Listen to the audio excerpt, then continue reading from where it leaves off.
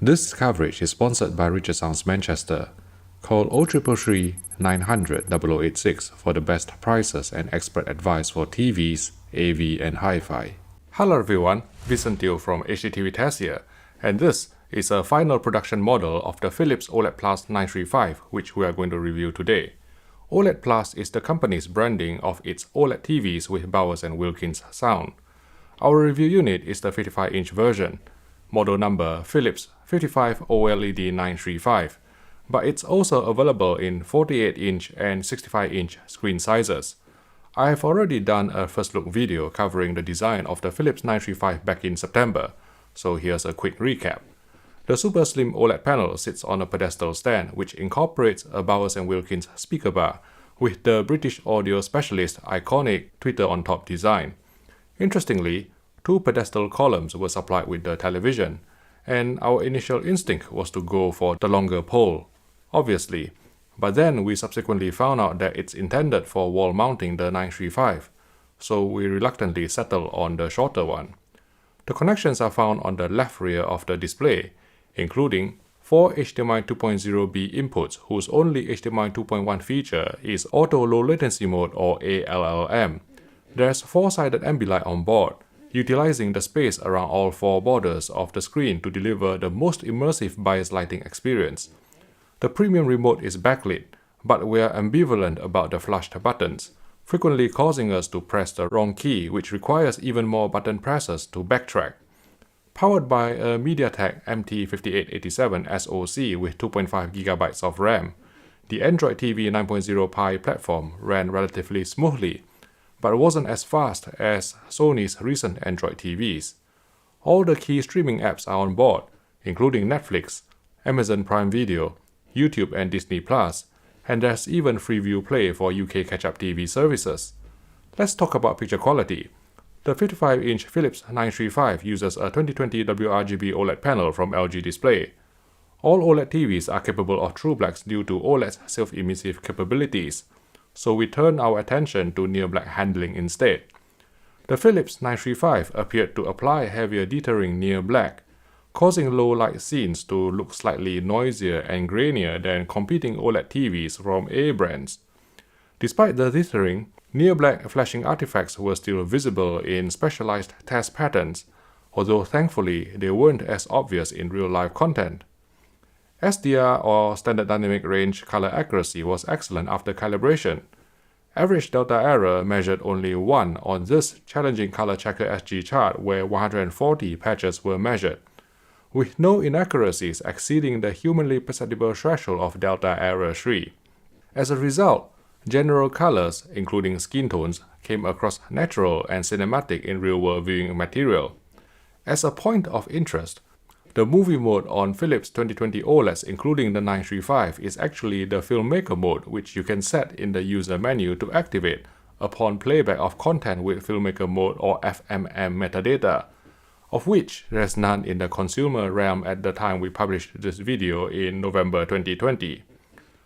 With all motion styles disabled, the Philips 935 would exhibit classic telecinic judder, but the new for 2020 Pure Cinema setting cleared it right up, applying 5.5 pull down to correctly reproduce 24 frames per second movies without additional soap opera effect or SOE.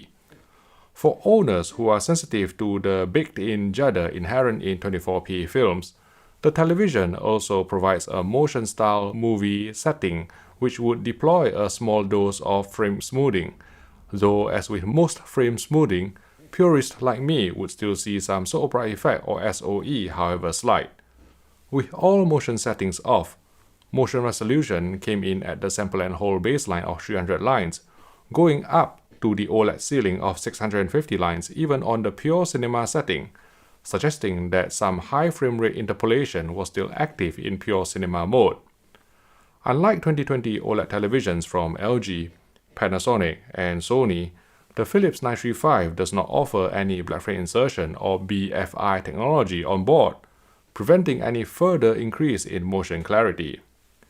Given Philips' penchant for video processing, it's not surprising to find the OLED 935's upscaling to veer on the aggressive side, extracting sharp detail from this SMPTE RP133 test card in 576i, but also incurring more fuzziness and overshoot than rival televisions. These findings transferred across to standard definition broadcast, with high contrast edges appearing slightly sharper, but exhibiting some ringing artifacts. Even though there were no film mode options in the picture menu, the Philips 935 correctly detected and processed 3.2 and 2.2 cadences in film-based interlaced material. On this 1080p test pattern from the Spears & Munsell HD benchmark disc, switching to game mode or monitor mode would restore full chroma bandwidth. Note that monitor mode can only be engaged with a 60Hz video signal, and so was grayed out on this 24Hz test pattern. As you can expect from a 55-inch OLED, bright uniformity was excellent, manifesting no banding, dirty screen effect or color tinting on full-field gray slides. Dark uniformity on our review unit wasn't as good as other 2020 OLEDs we have tested, with thin vertical streaks and some darkening along the bottom, especially on the right corner. For HDR, peak brightness measured 710 nits on a 10% window after calibration to D65 whitepoint, and 130 nits full field. DCI P3 color gamut coverage came in at 98% UV, while Rec 2020 coverage was 72%, with the spectral power distribution showing a waveform typical of white OLED with color filter. A peak brightness of 710 nits is higher than all other 2020 OLED TVs except the more expensive Panasonic HZ2000 with custom professional OLED panel, thus giving a bit more sparkle to specular highlight detail on top of a wonderfully refined picture with inky black letterbox bars and no blooming artifacts thanks to OLED's pixel level light control.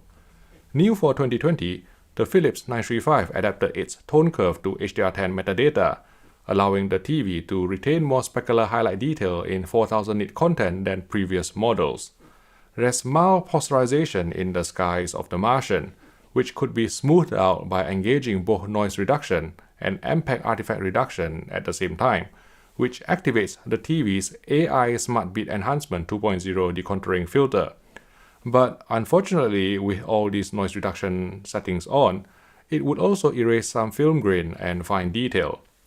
The Philips 935 uses the TV LED flavor of Dolby Vision, which is generally superior to the low latency variant implemented on Sony OLEDs, and certainly the Philips did not exhibit any of the near black posterization seen on the Sonys in Netflix Dolby Vision titles, despite both using Android TV. The HDR10 Plus Open Standard Dynamic Metadata format is supported too, in addition to HDR10 and HLG or Hybrid Log Gamma. With game mode enabled, input lag measured 37 milliseconds with a 60Hz video signal, which is probably too sluggish for the majority of hardcore gamers out there. With a 120Hz video signal, input lag fluctuated between 7 and 14 milliseconds, but as you can see from our slow motion footage, the Philips 935 was just basically discarding half the frames, so the resulting motion clarity would be no better than 60Hz. In terms of HDMI 2.1 gaming features, the Philips OLED 935 supports ALLM, which you need to enable from the user menu, but not variable refresh rate or 4K at 120Hz. We hooked up a Sony PS5 to the TV and got 4K HDR at 60Hz in YUV422, owing to the 18 gigabits per second bandwidth limitation of HDMI 2.0. All the key anti-burn-in measures are implemented on the Philips 935, including a screensaver containing a floating Bowers Wilkins logo against a background, as well as undefeatable pixel shifting whose horizontal latitude thankfully has been halved from previous implementations, so users won't notice a big black gap on one side of the screen. On top of these measures, Philips has introduced an advanced logo detection system which would recognize and dim down static elements on screen without affecting the rest of the picture in terms of APL. Last but not least, let's talk about the Bowers Wilkins speaker bar, by far the most compelling reason to buy the Philips 935. We all know about the hi-fi pedigree of Bowers Wilkins, but I was still blown away by the clarity and soundstage of the speakers. This may sound cliché to you, but compared with other in-TV speakers, even those tuned by other famous hi-fi brands, I was hearing things I haven't heard before. And I'm not referring to vile comments thrown at me on YouTube either. The thing with the Bowers Wilkins speaker bar on the 935 is, Everything just came so smoothly and naturally. I didn't need to strain to pick up every minute acoustic detail, every transient. They were just there, so clear and transparent and unobstructed, ready to tickle your audio senses. In the opening scene from The Revenant, I could hear the characters breathing in their sleep, which would normally be drowned out by the tinnitus-like sound effect.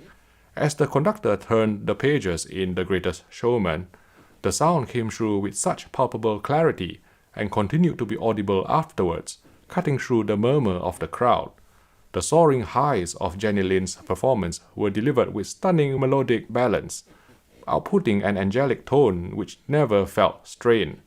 I could go on, and now that I've mentioned these scenes, you may feel compelled to check them out on your own TV or sound system. Then you'll say to me, "I hear these sounds too, Vincent, so the Philips 935 is not that special." But here is the difference.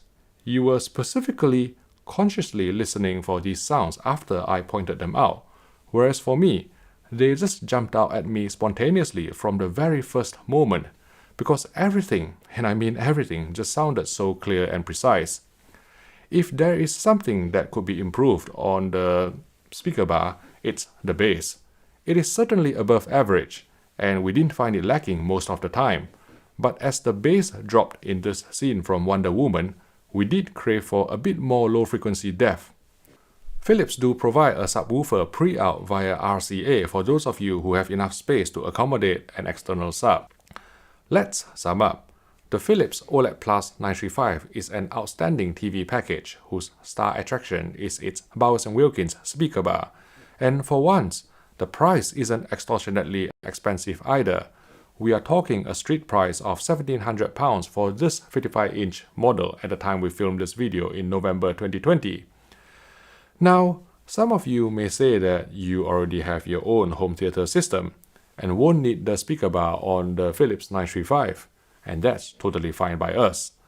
But as we've explained time and again in the never-ending soundbar versus dedicated speakers debate, there is a market for people who just want to enjoy good sound without taking up too much space, without wires everywhere, and the Philips 55 OLED 935 fills the niche superbly, especially considering that its speaker bar has been acoustically tuned to match the screen size, something that cannot be said for an external soundbar, however good or expensive it is. Because of its OLED-driven picture quality, exclusive ambilight solution, and the best sound quality we have heard from a television in 2020, the Philips OLED+935 deservedly earns our highly recommended award. If you would like to watch more of our OLED reviews, I've created a playlist here, and for our technical TV comparisons, please click here for our current playlist, and I will see you in the next video.